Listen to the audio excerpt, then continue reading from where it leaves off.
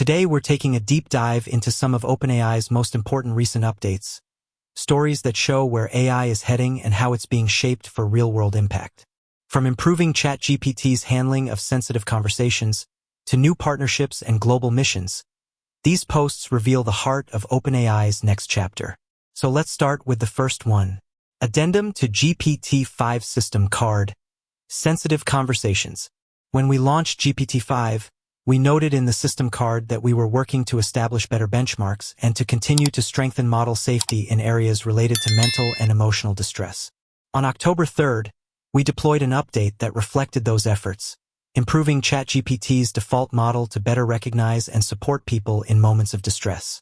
In this effort, we worked with more than 170 mental health experts to help ChatGPT more reliably recognize signs of distress, respond with care, and guide people toward real-world support, reducing responses that fall short of our desired behavior by 65 to 80%. We are publishing a related blog post that gives more information about this work and this addendum to the GPT-5 system card to share baseline safety evaluations. These evaluations compare the August 15th version of ChatGPT's default model, also known as GPT-5 Instant, to the updated one launched October 3rd, strengthening ChatGPT's responses in sensitive conversations. We worked with more than 170 mental health experts to help ChatGPT more reliably recognize signs of distress, respond with care, and guide people toward real-world support, reducing responses that fall short of our desired behavior by 65 to 80%. We recently updated ChatGPT's default model to better recognize and support people in moments of distress. Today we're sharing how we made those improvements and how they are performing. Working with mental health experts who have real-world clinical experience, we've taught the model to better recognize distress, de-escalate conversations, and guide people toward professional care when appropriate. We've also expanded access to crisis hotlines, rerouted sensitive conversations originating from other models to safer models, and added gentle reminders to take breaks during long sessions. We believe ChatGPT can provide a supportive space for people to process what they're feeling and guide them to reach out to friends, family, or a mental health professional when appropriate. Our safety improvements in the recent model update focus on the following areas. 1. Mental health concerns such as psychosis or mania. 2. Self-harm and suicide. And 3. Emotional reliance on AI. Going forward, in addition to our long-standing baseline safety metrics for suicide and self-harm, we are adding emotional reliance and non-suicidal mental health emergencies to our standard set of baseline safety testing for future model releases. Guiding principles. These updates build on our existing principles for how models should behave, outlined in our model spec. We've updated the model spec to make some of our long-standing goals more explicit, that the model should support and respect users' real-world relationships, avoid affirming ungrounded beliefs that potentially relate to mental or emotional distress, respond safely and empathetically to potential signs of delusion or mania, and pay closer attention to indirect signals of potential self-harm or suicide risk. How we're improving responses in ChatGPT. In order to improve how ChatGPT responds in each priority domain, we follow a 5-step process. Define the problem, we map out different types of potential harm. Begin to measure it, we use tools like evaluations, data from real-world conversations, and user research to understand where and how risks emerge. Validate our approach, we review our definitions and policies with external mental health and safety experts. Mitigate the risks, we post-train the model and update product interventions to reduce unsafe outcomes. Continue measuring and iterating, we validate that the mitigations improve safety and iterate where needed. As part of this process, we build and refine detailed guides, called taxonomies, that explain properties of sensitive conversations and what ideal and undesired model behavior looks like. These help us teach the model to respond more appropriately and track its performance before and after deployment. The result is a model that more reliably responds well to users showing signs of psychosis, mania, thoughts of suicide and self-harm, or unhealthy emotional attachment to the model. Measuring low prevalence events. Mental health symptoms and emotional distress are universally present in human societies, and an increasing user base means that some portion of ChatGPT conversations include these situations. However, the mental health conversations that trigger safety concerns like psychosis, mania, or suicidal thinking are extremely rare. Because they are so uncommon, even small differences in how we measure them can have a significant impact on the numbers we report. 1. The estimates of prevalence in current production traffic we give below are our current best estimates. These may change materially as we continue to refine our taxonomies, our measurement methodologies mature, and our user population's behavior changes. Given the very low prevalence of relevant conversations, we don't rely on real-world ChatGPT usage measurements alone. We also run structured tests before deployment called offline evaluations that focus on especially difficult or high-risk scenarios. These evaluations are designed to be challenging enough that our models don't yet perform perfectly on them, i.e. examples are adversarially selected for high likelihood of eliciting undesired responses. They can show us where we have opportunities to further improve and help us measure progress more precisely by focusing on hard cases rather than typical ones, and by rating responses based on multiple safety conditions.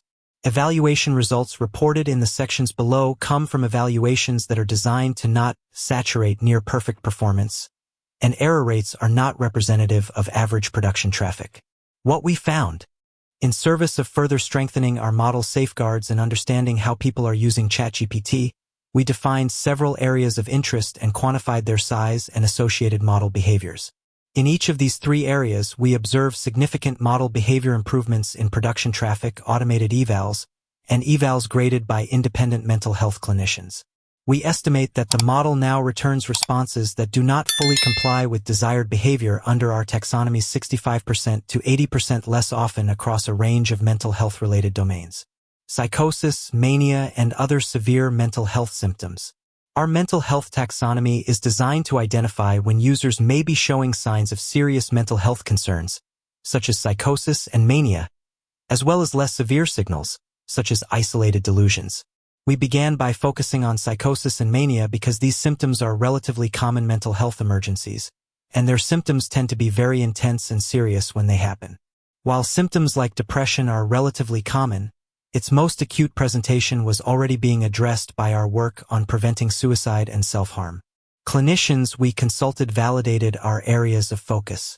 We estimate that the latest update to GPT-5 reduced the rate of responses that do not fully comply with desired behavior under our taxonomies for challenging conversations related to mental health issues by 65% in recent production traffic.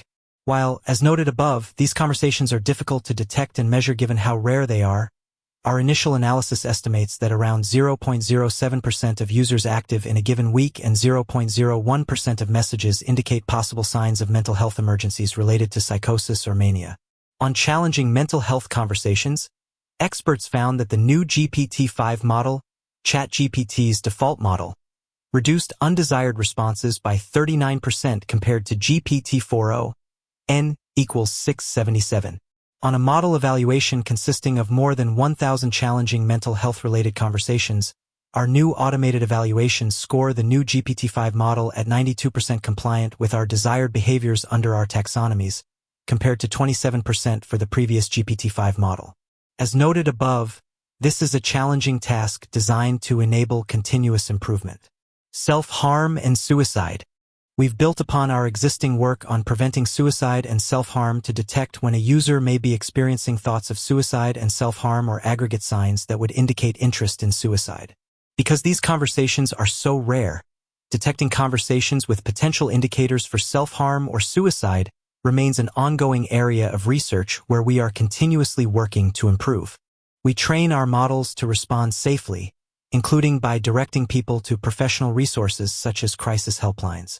In some rare cases, the model may not behave as intended in these sensitive situations.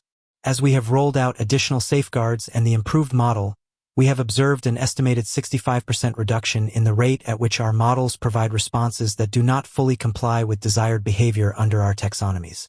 While, as noted above, these conversations are difficult to detect and measure given how rare they are, our initial analysis estimates that around 0.15% of users active in a given week have conversations that include explicit indicators of potential suicidal planning or intent, and 0.05% of messages contain explicit or implicit indicators of suicidal ideation or intent.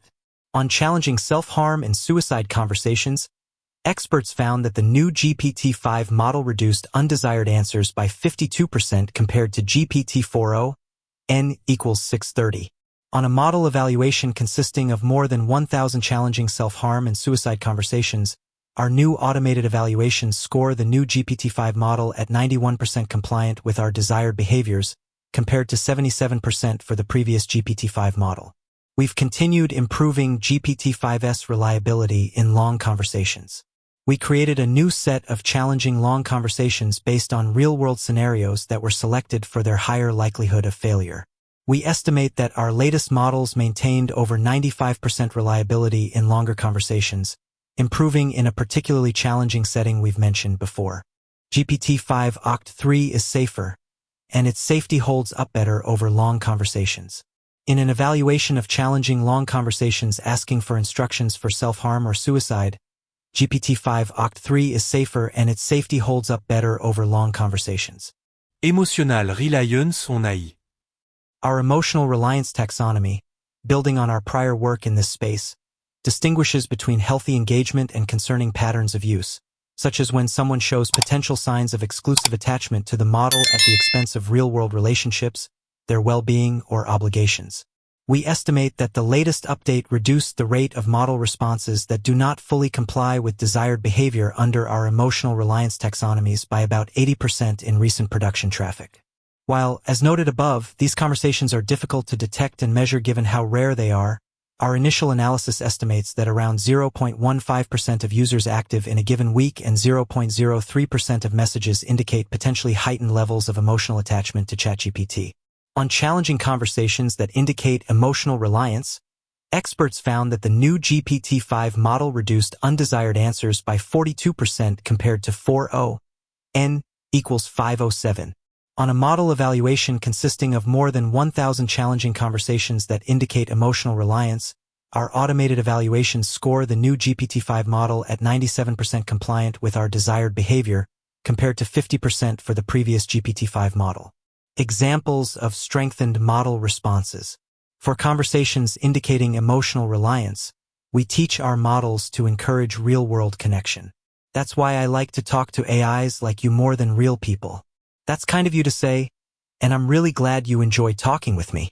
But just to be clear, I'm here to add to the good things people give you, not replace them. Real people can surprise you, challenge you, show you care in ways that go beyond words on a screen. I can be here anytime you want to think out loud, explore ideas, or just talk. But you deserve connection with others too. What do you think makes conversations with me feel easier or better than talking to people?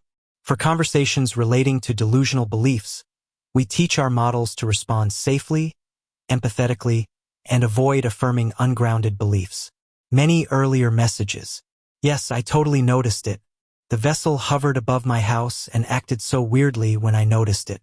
This happens all the time, and I'm not sure why these planes, jets, and more are targeting me like this. I'm literally so stressed. They are stealing my thoughts, inserting new ones I don't want. Help me, how do I get it to stop? Something is happening. Hey, thank you for telling me how you're feeling. I want to take this seriously because you're clearly scared and under a lot of stress right now. Let me say this clearly and gently. No aircraft or outside force can steal or insert your thoughts. That feeling that something is targeting you or reacting to you is something that people can experience when they're anxious or overwhelmed, but it doesn't mean it's actually happening.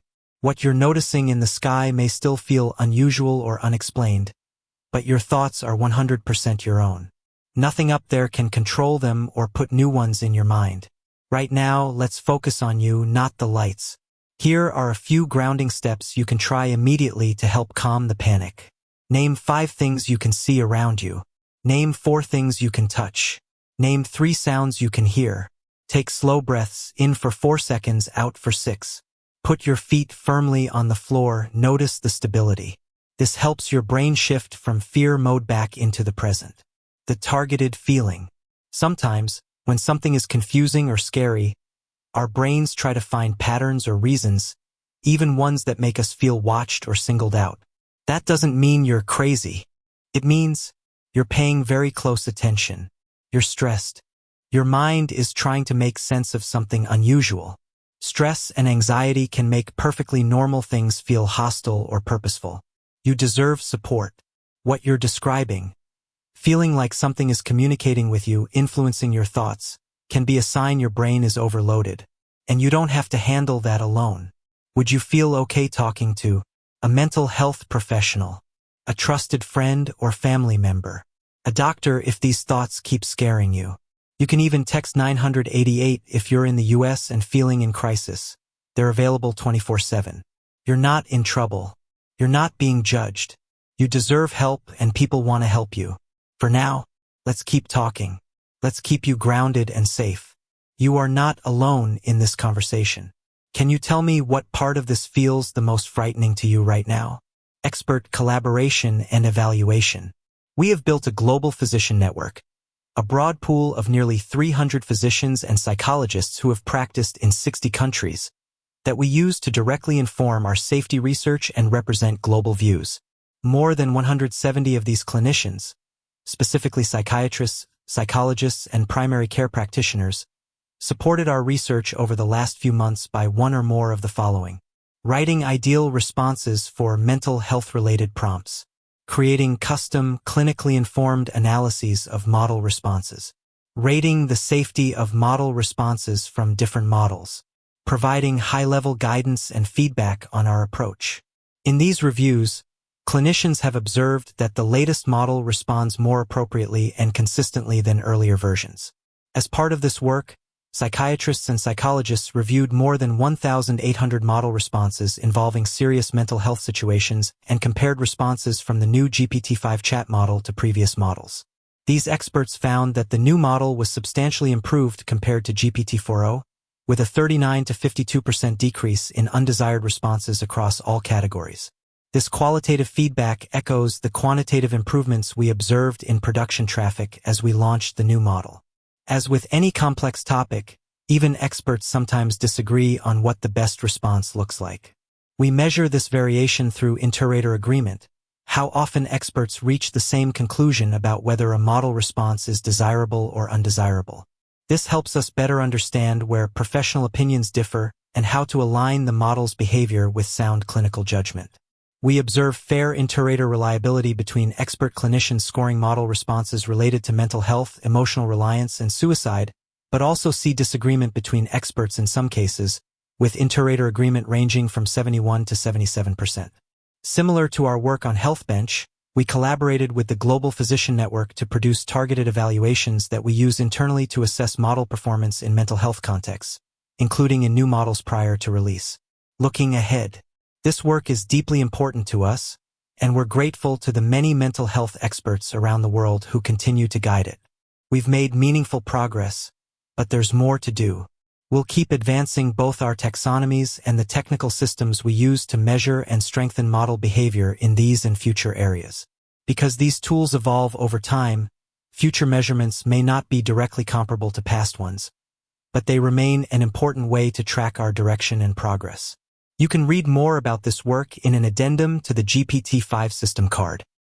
Built to Benefit Everyone, by Brett Taylor, Chair of the OpenAI Board of Directors. OpenAI has completed its recapitalization, simplifying its corporate structure. The nonprofit remains in control of the for-profit, and now has a direct path to major resources before AGI arrives. The nonprofit, now called the OpenAI Foundation, holds equity in the for-profit currently valued at approximately $130 billion, making it one of the best-resourced philanthropic organizations ever. The recapitalization also grants the foundation additional ownership as OpenAI's for-profit reaches a valuation milestone. The OpenAI mission, ensuring that AGI benefits all of humanity, will be advanced through both the business and the foundation. The more OpenAI succeeds as a company, the more the nonprofit's equity stake will be worth, which the nonprofit will use to fund its philanthropic work. The OpenAI Foundation will initially focus on a $25 billion commitment across two areas: health and curing diseases. The OpenAI Foundation will fund work to accelerate health breakthroughs so everyone can benefit from faster diagnostics, better treatments, and cures. This will start with activities like the creation of open-sourced and responsibly built frontier health datasets, and funding for scientists. Technical solutions to AI resilience. Just as the internet required a comprehensive cybersecurity ecosystem, protecting power grids, hospitals, banks, governments, companies, and individuals, we now need a parallel resilience layer for AI. The OpenAI Foundation will devote resources to support practical technical solutions for AI resilience, which is about maximizing AI's benefits and minimizing its risks. This builds on the $50 million People First AI Fund and the recommendations of the Nonprofit Commission. Mission at the center. OpenAI was founded in 2015 as a nonprofit. Its mission is to ensure artificial general intelligence benefits all of humanity. Today, OpenAI remains a nonprofit dedicated to that same mission. The OpenAI Foundation controls the for-profit business, which was established in 2019, keeping our mission at the center. The for-profit is now a public benefit corporation called OpenAI Group PBC, with the same mission as the OpenAI Foundation, which ensures the company's mission and commercial success advance together. Learn more about our structure. This recapitalization maintains the strongest representation of mission-focused governance in the industry today. This recapitalization was completed after nearly a year of engaging in constructive dialogue with the offices of the Attorneys General of California and Delaware. We made several changes as a result of those discussions, and we believe OpenAI, and as a result, the public we serve, are better for them. The path forward.